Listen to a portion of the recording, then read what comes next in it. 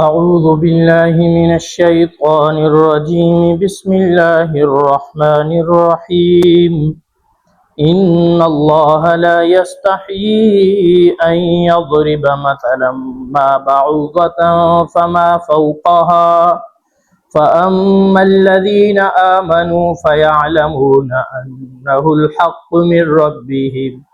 وأما الذين كفروا فيقولون ماذا أراد الله بهذا مثلا يضل به كثيرا ويهدي به كثيرا وما يضل به إلا الفاسقين ان اللہ لا یستحیی، بے شک اللہ تعالی شرم نہیں کرتا، ان یضرب مثلا ما بعوضۃ،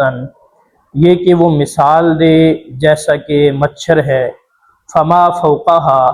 یا جو اس سے بڑی ہے چیز ہے، فاما الذین آمنوا، بہرحال وہ لوگ جو ایمان لائے،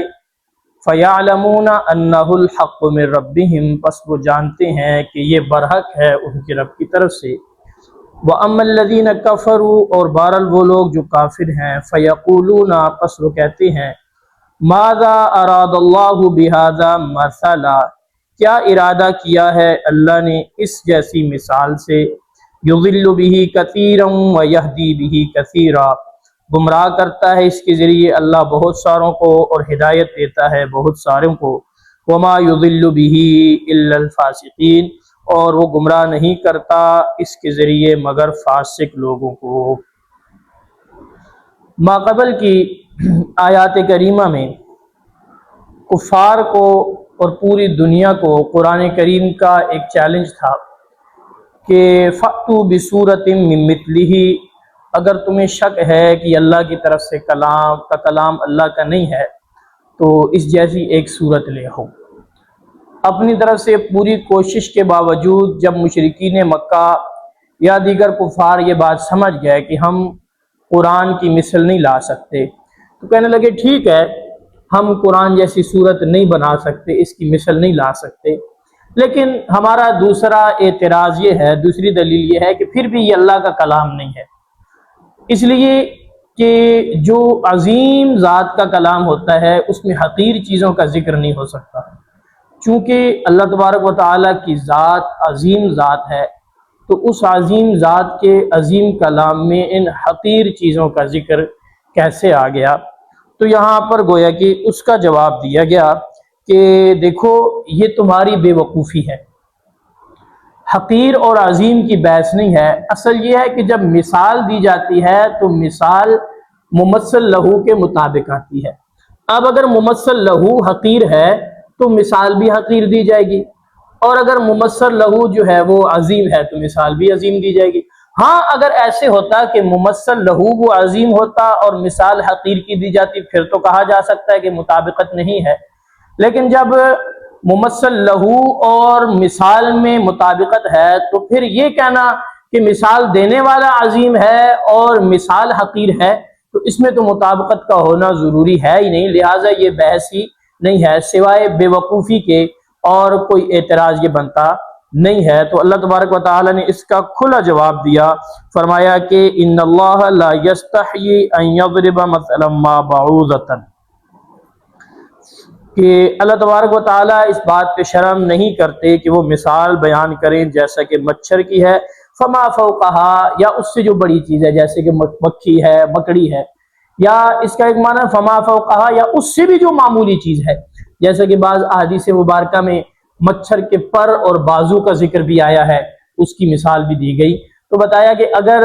اس سے بھی معمولی اور ہٹکھٹیا چیز کا ذکر کرنا پڑے مثال کے طور پر تو ممثل لہو سے مطابقت بنتی ہو تو بلا شبہ وہ مثال ذکر کی جائے گی۔ تو گویا کہ یہاں پر اعجاز قرآنی بیان کرنے کے بعد کفار کے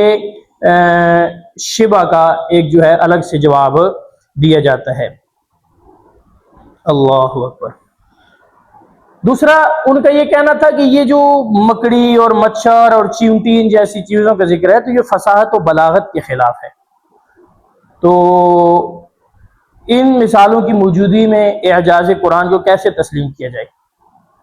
تو اس کا بھی جواب دیا جاتا ہے کہ دیکھیں مثال ممثل لہو کے مناسبت سے اور مضمون کی مناسبت سے ہوتی ہے، اگرچہ وہ جو ہے گھٹیا چیز ہو، لیکن ساتھ ہی فرمایا کہ یہ بات انہیں کو سمجھ آئے گی جو حق کے طالب ہوں۔ کفار نے چونکہ نہ ماننے کی قسم کھا لی ہے تو نہ ماننا، میں نہ مانوں گا کوئی علاج نہیں ہوتا، اس لیے فرمایا فَأَمَّا الَّذِينَ آمَنُوا، ان مثالوں سے فائدہ اٹھانے والوں کا بیان کہ فَأَمَّا الَّذِينَ آمَنُوا فَيَعْلَمُونَ أَنَّهُ الْحَقُّ مِن رَّبِّهِمْ، وہ لوگ جو ایمان لاتے ہیں وہ جانتے ہیں کہ یہ جو کلام ہے اور اس میں جو مثالیں بیان کی گئی ہیں یہ ان کی رب کی طرف سے برحق ہیں، بلا شبہ اس سے وہ فائدہ اٹھاتی ہیں۔ وَأَمَّا الَّذِينَ كَفَرُوا، اور بہرحال وہ لوگ جو کافر ہیں، جو فائدہ نہ اٹھانے والے ہیں، ان کا ذکر فرمایا جا رہا ہے فَيَقُولُونَ مَاذَا أَرَادَ اللَّهُ بِهَذَا مَثَلًا، وہ کہتے ہیں اس حقیر سی مثال سے اللہ تعالیٰ نے ارادہ کیا کیا ہے، یعنی کٹ حجتی بیان کرنا، اس میں لاجک کیا ہے اس کے پیچھے، تو یہ جو لاجک کی بحث ہر جگہ پہ چلائی جاتی ہے، تو یہ در حقیقت جو ہے انکار کرنے والوں کا پہلا بہانہ ہوتا ہے، ہماری عقل میں نہیں آتی، ہمیں سمجھ نہیں آتی۔ تو بھائی تمہاری سمجھ اگر کمزور ہے تو اپنی سمجھ کا علاج کروائیں، قرآن پہ اعتراض تو آپ نہیں کر سکتے، اپنی سمجھ کو وسیع کریں، اپنے علم کو وسیع کریں۔ تو فرمایا کہ ماذا اراد اللہ بہذا مثلا، وہ کہتے ہیں اللہ نے اس مثال سے کیا ارادہ کیا ہے، یضل بہ کثیرا ویہدی بہ کثیرا، یہاں پہ حاکمانہ جواب دیا جاتا ہے، چونکہ وہ لوگ مثال کی حقیقت اور حکمت سے واقف تھے، اور ان کا یہ اعتراض جو تھا نا یہ محض شرارت کی بنیاد پر تھا، اس لیے حق تعالی نے حاکمانہ جواب دیا اور حکمت بیان نہیں فرمائی، کیونکہ وہ جانتے تھے کہ مثال کس لیے بیان کی گئی ہے، تو اللہ نے حکمت بیان کی کہ اس لیے بیان کیا ہے، بلکہ حاکمانہ جواب کیا دے دیا کہ یضل بہ کثیرا ویہدی بہ کثیرا۔ حضرت تھانوی نے اس کی مثال یوں لکھی ہے، جیسے جان بوجھ کر کوئی آدمی کسی ڈاکٹر سے پوچھے کہ یہ چشمے کس واسطے رکھے ہیں، ان کا کیا مقصد ہے، تو ڈاکٹر اس کا جواب دے کہ اس کا مطلب یہ ہے کہ آپ کی آنکھیں پھوٹ جائیں اور دوسروں کی نگاہیں تیز ہوں، حالانکہ چشمے سے آنکھیں پھوٹتی نہیں ہیں